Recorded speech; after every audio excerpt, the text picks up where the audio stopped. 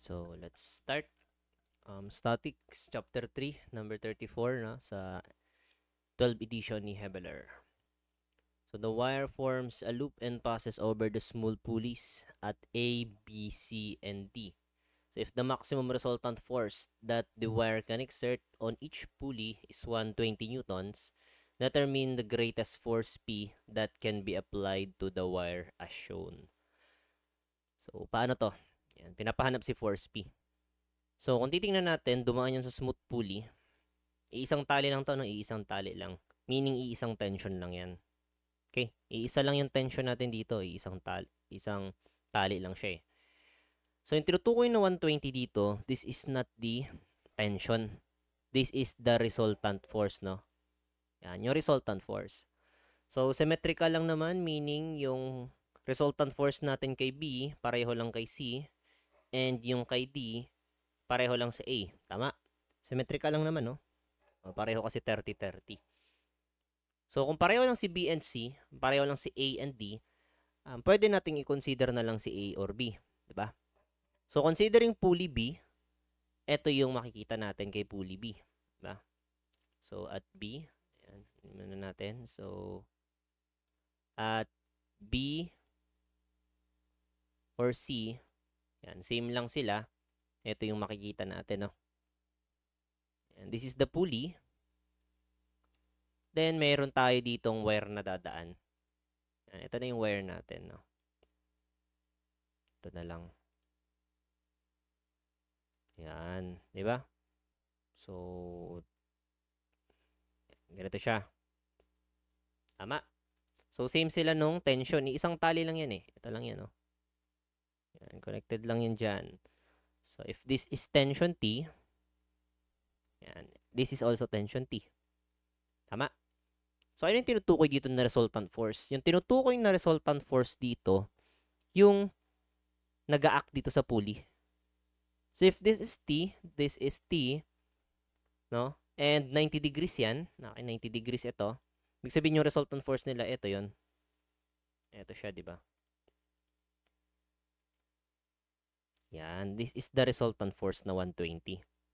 So, assign natin na 120 ito. Ito yung pinakamalaki. Tama. I-maximize natin. Ito na yung maximum. So, if this is 120, ano kaya yung value ng tension natin dito? What is the value of the tension? So, gamitan lang natin ng resultant, no? Pwedeng gamitan ng force triangle. Tama. So, 90 degrees yan. Parehong T yan. So, this is T. Pababa.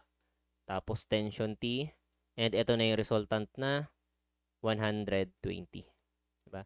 This is T. This is T. And 90 degrees yan.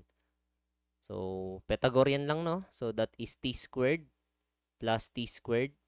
And T squared plus T squared is equal to 120. So, shift solve natin si T. Ito yung lalabas na T. X squared plus X squared is equal to 120. Shift solve natin. So, that is... sorry. Hindi ko na square, no? Yan, nakalimutan ko. Square. Should be squared. Yan. Huwag nyo kakalimutan. Pythagorean tayo. So, 84.853. 84.853 newtons. So, ito yung ating maximum tension kapag i-consider natin yung pulley B or C. Yan. Kaya lang, tandaan nyo, hindi pa ito yung gagamitin nating tension. May pangalawang klase tayo dito, si A or D. Tama? Iba yung connection niya dito. So, at A or D, ito ngayon ang connection ng pulley dyan. Iba siya. Diba? So, ganito. Oops. Taas natin onte. Yan. Ito ngayon yung makikita natin.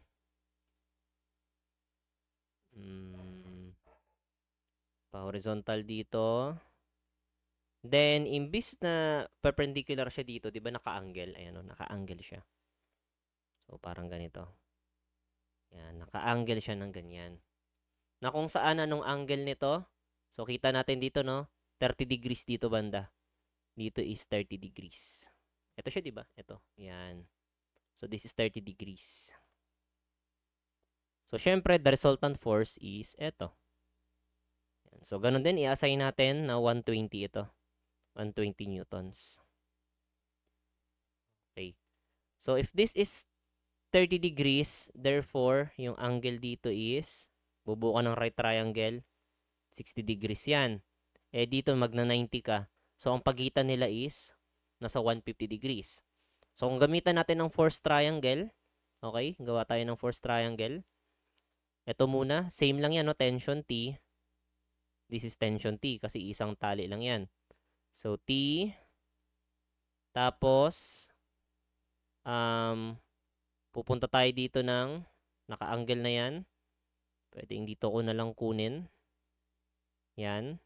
Then, magsasara ng 120 kasi ito yung resultant force niya. Diba? This is 120. This is tension T. This is tension T. So, if this is 30 degrees, this is also 30 degrees. Diba? Yan. Kasi 30 degrees to eh. So, pareho lang yan sila. So, 30 degrees ito. And ano yung angle natin dito? So, dito is with the horizontal, no? 30 degrees yan. And pareho itong T. Ito pala. So, if this is T, this is T. Ibig sabihin, pareho lang yung angle natin dito. Tama? Kasi isosceles triangle to eh. T, T. So, kung 30 ito, minus natin sa 180. So, 180 minus 30. Then, divide 2 ko na lang. This is 75, 75. Tama? 75 degrees ito. 75 degrees din ito. Yan. So, force triangle lang. So, kung 75, 75 yan, ito may given tayo, pwede tayong mag-sine law. Tama? So, using sine law, that is sine 30 degrees, opposite side niya yung 120, is equal to, hanapin natin yung tension. So, pareho lang yan. Opposite angle is, sorry, baliktad. Sine 75, ayan, sine 75 over opposite side na tension T. So, kapag sinolve natin yung tension dito, ito yung lalabas na tension. So, shift solve natin. Sine 30 all over 120 is equal to sine 75 over x. So, shift solve natin. Ito yung lalabas na tension. 231 point, laki, 231.82. 822 newtons. Yan. So, meron tayong dalawang tension. So, tanong, saan dito sa dalawa yung gagamitin natin? Yung mas malaki or mas maliit? O, syempre, yung mas maliit. Ano ibig sabihin nun? Etong 84.853, mag-fail na siya dito, no? Kapag sumobra dito. Kasi nga, kung 84.853 yung tension natin, magkakaroon tayo ng resultant force dito sa may pulley na to banda. Tama? Dito naman, sa pulley dito sa A or D, 231.822. Yan. So, ibig sabihin, safe siya sa 84, pero kung yung 231.822 ginamit natin dito sa may pulley B or C, wala na. Sumobra na siya sa 120. So, dito tayo sa pinakamaliit na tension. So, hanggang ito na yung maximum na gagamitin natin. Hindi mo na pwedeng isobra dito. So, kung yung tension natin is 84.853, yan, pwede na nating masolve si P. So, symmetrical naman, may tension dito, may tension. So, by summation na lang tayo ng forces vertical is equal to 0. So, si P, kukontrahin niya lang yung dalawang tension natin na 84.853. Then, ang component na vertical is, ito, cosine, di ba? Yan, cosine. So, cosine 30 degrees. Kaya, solving for P, ito yung ating P. 2 times 84.853 cosine 30. Yan. Kaya, ang sagot natin is approximately 147 newtons. So, ito na ang ating maximum force P. So, sana na sundan.